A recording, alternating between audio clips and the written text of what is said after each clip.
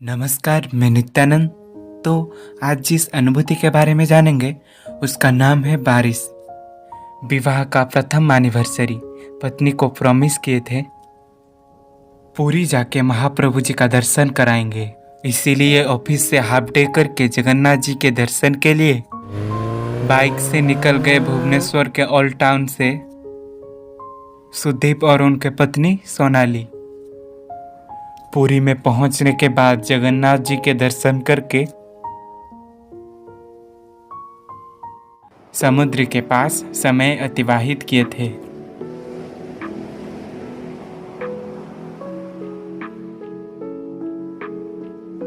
फिर से शाम में महाप्रभु जी का दर्शन के लिए मंदिर के अंदर गए थे। उस वक्त लगभग 8 बज चुके थे।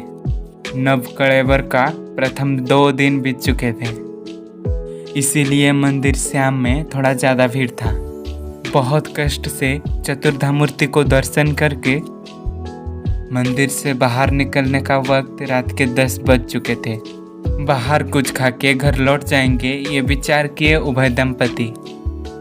पुरी में एक होटल में खा के निकलने के वक्त सामान्य बारिश आरंभ हो गया था। खा के वहाँ से निकलने के वक्त होटल के एक अधिकारी बोले, सर थोड़ी देर और रुक जाइए, बारिश खत्म होने के बाद आप घर चले जाना। सुदीप भी वही किए। थोड़ा बारिश सामान्य रुकने के बाद दोनों निकल गए। उस समय 10:30 हुआ था। रास्ते में 2 बार भीषण बारिश का सामना किए, पर सुदीप गाड़ी को नहीं रोके। अपनी पत्नी को बोले थोड़ा भीग जाएंगे पर फिर भी घर चले जाएंगे, पर ना ज़्यादा रात हो जाएगी तो डर लगेगा।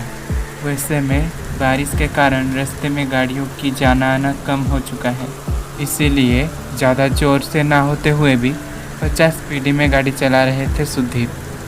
साखी गोपाल पार होने के बाद एक सुनसान रास्ते में गाड़ी हठात बंद हो गया। सुदीप वहाँ उतरकर गाड़ी को चेक किए और टंकी में तेल नहीं है।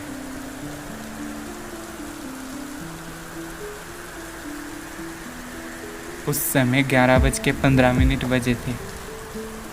रास्ते में बाइक वाले और कोई भी नहीं थे, जो सब एक एक कार या बड़ा गाड़ी। सुदीप कोशिश किए हाथ दिखाकर किसी गाड़ी को रोकने के लिए, पर कोई भी रुक नहीं रहा था। वैसे भी बाहर खड़े होते हुए सोनाली भीग गई थी। आखिर में कुछ चारा ना पाके गाड़ी को लेके चलते चलते 500 किलोमीटर के बाद बंद हो चुका एक पान दुकान के आगे खड़े हुए। सोनाली को दुकान में खड़ा करके खुद इंतजार किए किसी का थोड़ा सा सहायता के लिए। रात के 12 बजने को है, पर किसी का सहायता नहीं मिला। उस तरफ घर में जब फ़ोन करके बताए तो घर के लोग भी बहुत परेशान हो रहे थे। फ़ोन में सारी बात सुनने के बाद सुदीप के माँ मन ही मन प्रभु जगन्नाथ जी को स्मरण करके कह रही थी, हे प्रभु, आपके दर्शन के लिए गए थे ये 2 बच्चे, अब वो संकट में पड़े हैं। आप हो दोनों को उद्धार करके मेरे घर लौटा दीजिए। सुदीप माँ को सिर्फ एक ही चिंता था, बहू कुछ जेवर पहन के गई है, यदि रात में चोर आक्रमण करते हैं तो क्या होगा परिस्थिति। ये सोच सोच के एक ही बात बोल रही थी, हे प्रभु जगन्नाथ, मेरे दोनों बच्चे को सही सलामत घर में पहुंचा दीजिए। उस तरफ सुदीप भी ज़्यादा भयभीत हो रहे थे। रास्ते खाली, साथ में पत्नी, और पत्नी लगाए हैं सोने के जेवर। सब सोच सोच के थोड़ा सा नर्वस हो गए थे। सोचे और 5 मिनट इंतज़ार करेंगे, कोई ना आए तो घर में बताएंगे और एक कार बुक करके आएंगे। उस तरफ बारिश के साथ बिजली चमकना रुकना नाम ही नहीं ले रहा था। उस तरफ सोनाली ठंड में कांपने लगे थे। हठात सुदीप लक्ष्य किए पुरी से कोई साइकिल से आ रहे थे। एक हाथ में छाता और टर्च पकड़े हैं। उसके साथ धीर कंठ में जयदेव जी का लिखित कुछ पद गा रहे थे।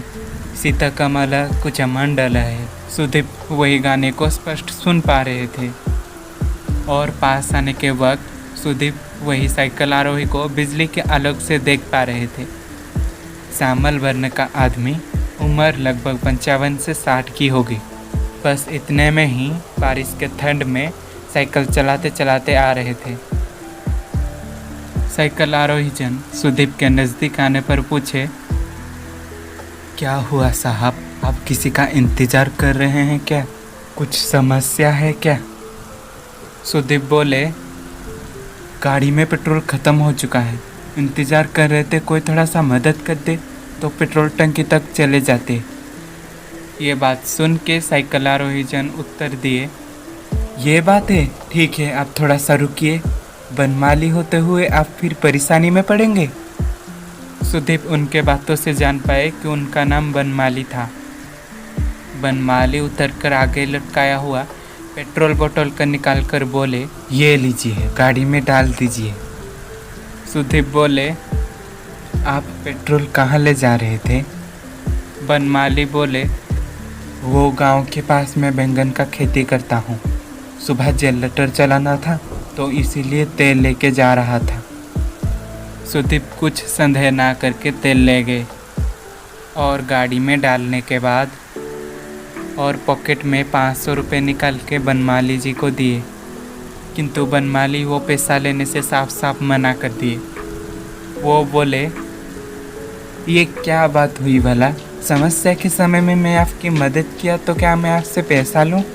मेरे द्वारा वो नहीं हो पाएगा, अब जाओ साहब, घर जाओ। सुदीप जितना वादे किए पैसा वो नहीं लिए, उलट बोले, आप पूरी से लौटे हैं, आपको मदद करके पैसा लूँगा तो मुझे पाप लगेगा।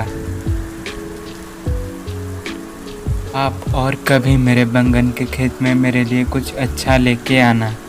अब आप जाइए, रात बहुत हो चुका है। साहब, वो बेटी भीग गई है, वैसे भी बारिश नहीं रुक रहा। आप एक काम कीजिए, मेरे छाता ले लीजिए और ये मेरी तौलिया भी ले लीजिए। वो बेटी का कान और सिर ओढ़ दीजिए, उनको ठंड नहीं लगेगा। इस तरफ जब आप पूरी आएंगे, वो गांव के पास खेती में मैं हूँगा, आप मुझे वहाँ दे दीजिएगा। सुदीप वो तौलिया को सोनाली के सिर में अच्छे से बांध दिए। तुम छाता पकड़ो, मैं धीरे धीरे गाड़ी चला रहा हूँ। सुदीप बनमाली को अनेक अनेक धन्यवाद दिए और गाड़ी स्टार्ट करके दोनों चले गए।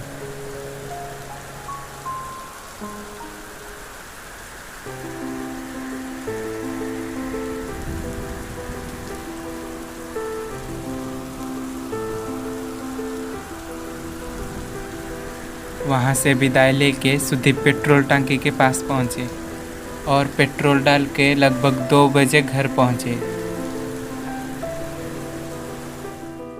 2 दिन के बाद सुदीप वही छाता और तौलिए के साथ एक मिठाई का डब्बा लेके दोस्त के साथ सखी गोपाल के पास जितने भी खेत थे वहाँ पर घूमे, पर सारे खेत में वैसा कोई आदमी काम नहीं कर रहा था।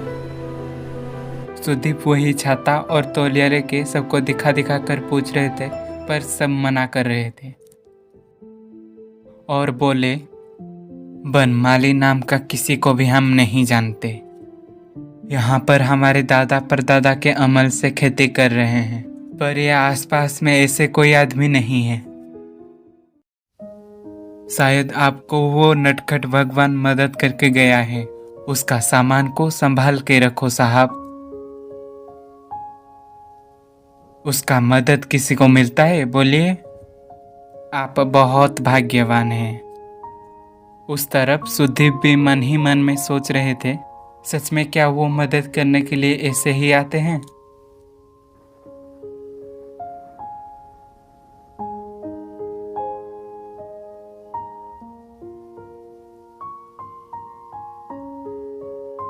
वहां से निकल गए पूरी और मंदिर के अंदर बड़े बड़े आंखों को देख के,